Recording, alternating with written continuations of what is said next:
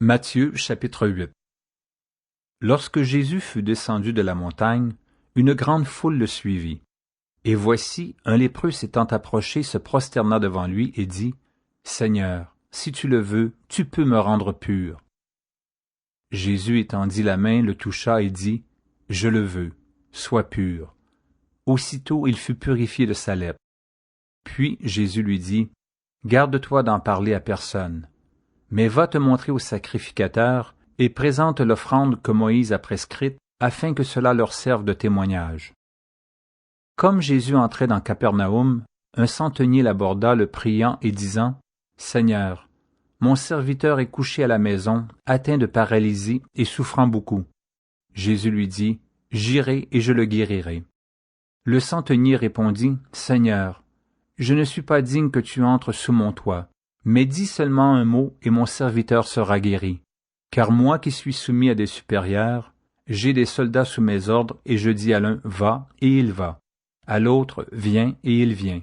Et à mon serviteur, fais cela, et il le fait. » Après l'avoir entendu, Jésus fut dans l'étonnement et il dit à ceux qui le suivaient, « Je vous le dis en vérité, même en Israël, je n'ai pas trouvé une aussi grande foi. Or, je vous déclare que plusieurs viendront de l'Orient et de l'Occident et seront à table avec Abraham, Isaac et Jacob dans le royaume des cieux. Mais les fils du royaume seront jetés dans les ténèbres du dehors, où il y aura des pleurs et des grincements de dents. » Puis Jésus dit au centenier, « Va, qu'il te soit fait selon ta foi. » Et à l'heure même, le serviteur fut guéri. Jésus se rendit ensuite à la maison de Pierre, dont il vit la belle-mère couchée et ayant la fièvre. Il toucha sa main, et la fièvre la quitta, puis elle se leva et le servit. Le soir, on amena auprès de Jésus plusieurs démoniaques. Il chassa les esprits par sa parole, et il guérit tous les malades, afin que s'accomplisse ce qui avait été annoncé par Ésaïe le prophète. Il a pris nos infirmités, et il s'est chargé de nos maladies. Jésus, voyant une grande foule autour de lui, donna l'ordre de passer à l'autre bord. Un scribe s'approcha et lui dit, « Maître, je te suivrai partout où tu iras. » Jésus lui répondit, « Les renards ont des tanières, et les oiseaux du ciel ont des nids, mais le Fils de l'homme n'a pas où reposer sa tête. » Un autre d'entre les disciples lui dit, « Seigneur, permets-moi d'aller d'abord ensevelir mon Père. » Mais Jésus lui répondit, « Suis-moi. » et laisse les morts ensevelir leurs morts. Il monta dans la barque, et ses disciples le suivirent. Et voici, il s'éleva sur la mer une si grande tempête que la barque était couverte par les flots, et lui, il dormait.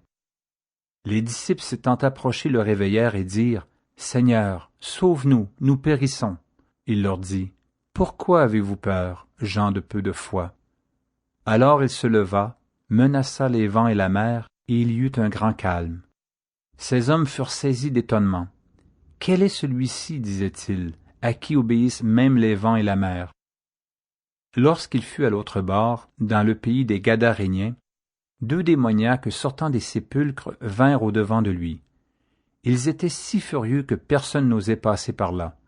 Et voici, ils s'écrièrent, « Qu'y a-t-il entre nous et toi, Fils de Dieu? Es-tu venu ici pour nous tourmenter avant le temps? » Il y avait loin d'eux un grand troupeau de pourceaux qui paisait. Les démons priaient Jésus, disant, « Si tu nous chasses, envoie-nous dans ce troupeau de pourceaux. » Il leur dit, « Allez. » Ils sortirent et entrèrent dans les pourceaux. Et voici, tout le troupeau se précipita des pentes escarpées dans la mer, et ils périrent dans les eaux. Ceux qui les faisaient paître s'enfuirent, et allèrent dans la ville raconter tout ce qui s'était passé et ce qui était arrivé aux démoniaques. Alors toute la ville sortit à la rencontre de Jésus, et dès qu'ils le virent, ils le supplièrent de quitter leur territoire.